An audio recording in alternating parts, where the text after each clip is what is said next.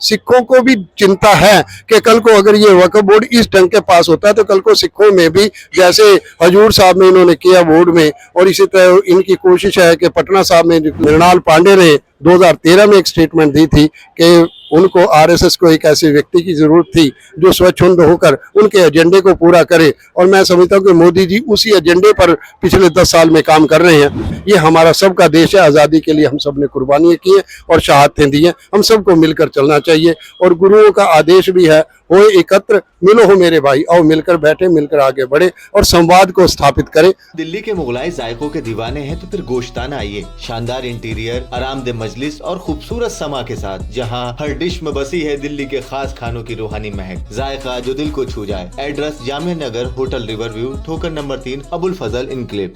मैं हूं साहिल नकवी और आप देख रहे हैं INN चैनल। जहां एक तरफ वक्फ बिल के खिलाफ जोरदार आवाज उठ रही है, दिल्ली के जंतर मंतर पर आपने देखा कि किस तरह हजारों लोग जमा हुए, तमाम तंजीमें, तमाम विपक्षी दलों के नेता, तमाम जो लोग हैं उन्होंने मजबूती से आवाज उठाई। तो वहीं दूसरी तरफ नरसिंहानंद सरस्वती ने भी दिल्ली के जंतर मंतर पहुंचने की कोशिश की, लेकिन वो नाकाम रही।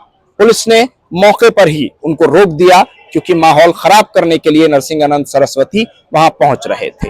दूसरी खबर जो बहुत बड़ी खबर है वो ये है कि नागपुर में जिस तरह से औरंगजेब के मामले पर पूरा ये विवाद हुआ है, लेकिन उसकी हकीकत, उसके पीछे की हकीकत क्या है वो आप देख पा रहे होंगे। किस तरह से जो भावनाएं हैं वो भड़की हैं, उसकी वजह वो तस्वीर नहीं बल्कि वो चादर है कि जिस चादर का अपमान किया गया, बेहुरमती की गई, जिस चादर पर मुकद्दस नाम लिखे हुए थे, अल्लाह का नाम लिखा हुआ था।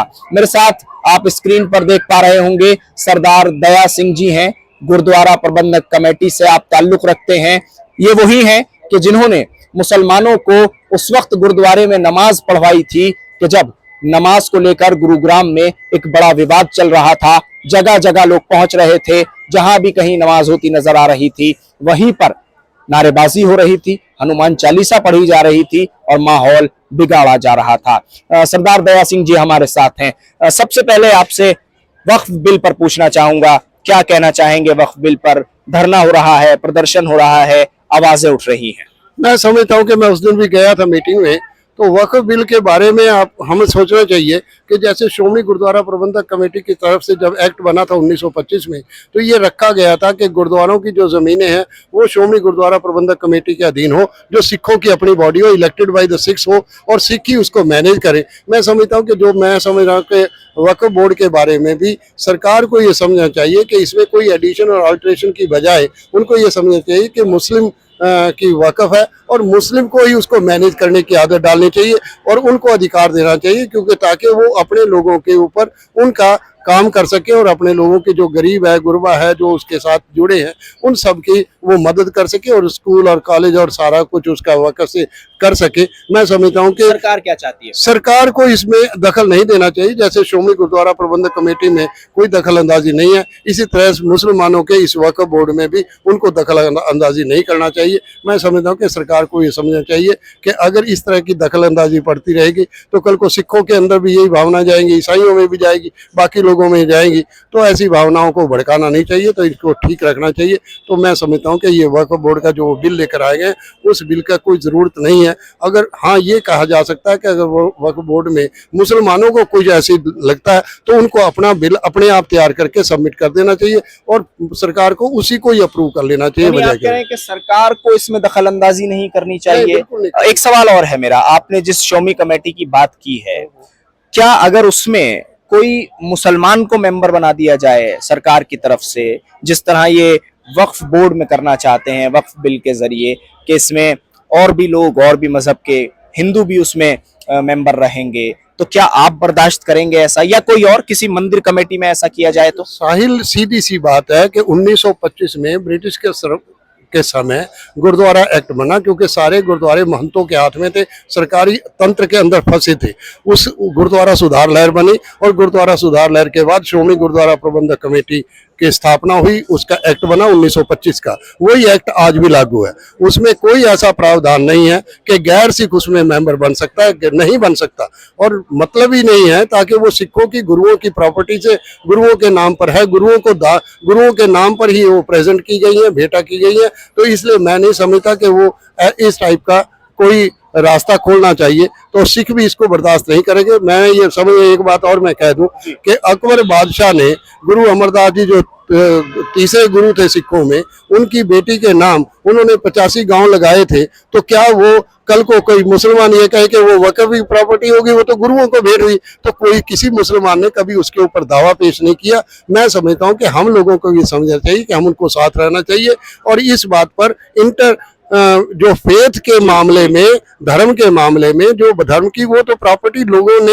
एक किस्म की भेंट की होती है। उस प्रॉपर्टी अगर मुसलमानों के वक्फ में प्रॉपर्टी है तो उसको वैसे रखना चाहिए, और किसी गैर मुस्लिम को या गैर सिख को, या श्रोमणी कमेटी है उसमें गैर सिख नहीं है, इसी तरह वक्फ बोर्ड में भी गैर मुस्लिम का कोई कारण नहीं बनता। इससे आपस में भ्रम और भ्रांतियां ज्यादा क्रिएट होंगी, हमें इससे बचना चाहिए। मेरी सरकार से अपील है कि आपको दोबारा सोचना चाहिए, ऐसा काम नहीं करना चाहिए जिससे देश में ऐसे हालात बने और देश में ऐसा लगे कि शायद ये सरकार हमारे हक और हकूक के ऊपर दावा कर रही है। ऐसे काम नहीं करने चाहिए। मुसलमानों को और सिखों को क्या ऐसा लग रहा है अब?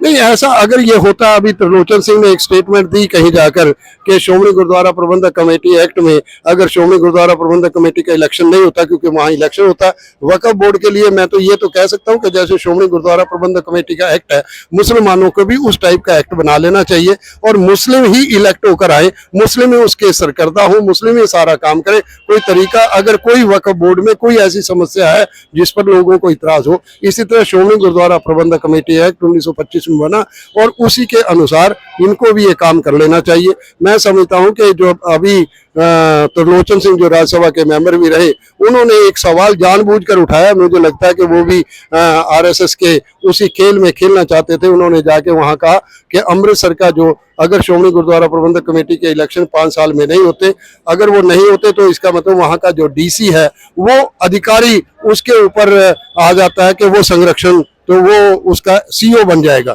मैं समझता हूँ कि सिखों ने इमीडिएटली उसका विरोध किया, और ऐसा कोई काम नहीं हो सकता। और एक्ट में भी साफ है कि अगर एक्ट का टाइम पीरियड खत्म हो भी जाए श्रोमणी गुरुद्वारा प्रबंधक कमेटी का, तब भी वही कमेटी, जब तक अगला इलेक्शन नहीं होता तब तक वही कमेटी काम करेगी। अच्छा दया सिंह जी, एक बात बताइए मुझे कि अगर ये बिल, जिस तरह खबरें आ रही हैं और जिस तरह कहा भी जा रहा है, अगर ये बिल पास हो जाता है सदन से, तो क्या जिस तरह मुसलमान अपने हक के लिए आवाज उठाएंगे, क्या सिख बिरादरी मुसलमानों के साथ मजबूती से खड़ी नजर आएगी? ये एक बड़ा सवाल है, लोग पूछ रहे हैं। मुझे लगता है कि सिखों के पास भी कोई ऑप्शन नहीं। अगर सिख अलाइन नहीं होते, एलिविएशन में चले जाते हैं, अलाइन में चले जाते हैं, अदरवाइज हो जाते हैं, अलग थलग पड़ जाएंगे, जैसे 1984 में अलग थलग पड़े, और मुस्लिम भी 1992 और 1992 के बाद अलग थलग पड़े। ये फिर वैसे के वैसे हालात बनेंगे। सिखों को भी चिंता है कि कल को अगर ये वक्फ बोर्ड इस ढंग के पास होता है तो कल को सिखों में भी, जैसे हजूर साहब में इन्होंने किया बोर्ड में, और इसी तरह इनकी कोशिश है कि पटना साहब में, जो पंजाब में नहीं है, पंजाब में तो क्योंकि ये एक्ट में इंटरफियर इसलिए नहीं कर सकते क्योंकि श्रोमणी गुरुद्वारा प्रबंधक कमेटी का 1925 का एक्ट है। मैं समझता हूं कि सब जगह उसी एक्ट को पालन करना चाहिए, उसको बेस बना लेना चाहिए।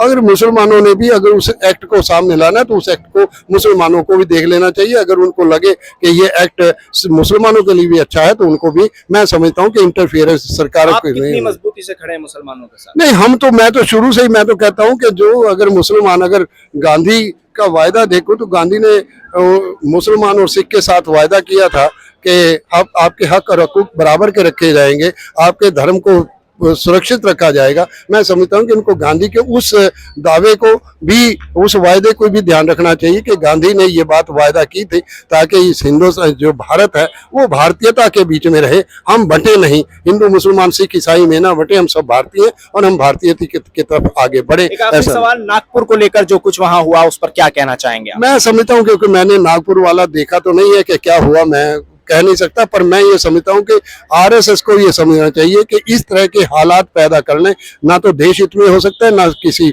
सिस्टम में ठीक बैठ सकता। मेरी अपील है कि आरएसएस को ये समझना चाहिए, अगर आरएसएस ये फील करती है, क्योंकि जो मृणाल पांडे ने 2013 में एक स्टेटमेंट दी थी कि उनको आरएसएस को एक ऐसे व्यक्ति की जरूरत थी जो स्वच्छंद होकर उनके एजेंडे को पूरा करे, और मैं समझता हूँ कि मोदी जी उसी एजेंडे पर पिछले 10 साल में काम कर रहे हैं। तो मैं ये समझता हूँ कि अगर आरएसएस के एजेंडे पर काम हो रहा है तो आरएसएस को भी अपने एजेंडे को ठीक करना चाहिए, ताकि देश में सहमति हो, अमन और चैन हो, हम सब मिलकर चले। ये हमारा सबका देश है, आज़ादी के लिए हम सब ने कुर्बानियाँ की हैं और शहादतें दी हैं, हम सबको मिलकर चलना चाहिए। और गुरुओं का आदेश भी है, हो एकत्र मिलो हो मेरे भाई, आओ मिलकर बैठे, मिलकर आगे बढ़े और संवाद को स्थापित करें, आपस में संवाद हो, यही रास्ता है और कोई रास्ता नहीं। बहुत बहुत शुक्रिया। सरदार दया सिंह जी हमारे साथ थे। मोहब्बत का, भाईचारे का एक पैगाम और एक तरह से सलाह भी। ये मुद्दे जो उठाए जा रहे हैं, जिनसे आगजनी फैल रही है, जिनसे माहौल खराब हो रहा है, उन पर रोक लगनी चाहिए। मुल्क का माहौल किसी भी तरह से खराब नहीं होना चाहिए। यही एक पैगाम है, यही एक संदेश है जिसके जरिए बार बार ये बात कही जा रही है कि जो मुद्दे देश को बांटने के मुद्दे हैं, उन पर रोक लगनी चाहिए। बहुत बहुत शुक्रिया INN चैनल पर हमारे साथ इस खबर पर जुड़ने के लिए। दिल्ली से INN चैनल के लिए साहिल नकवी।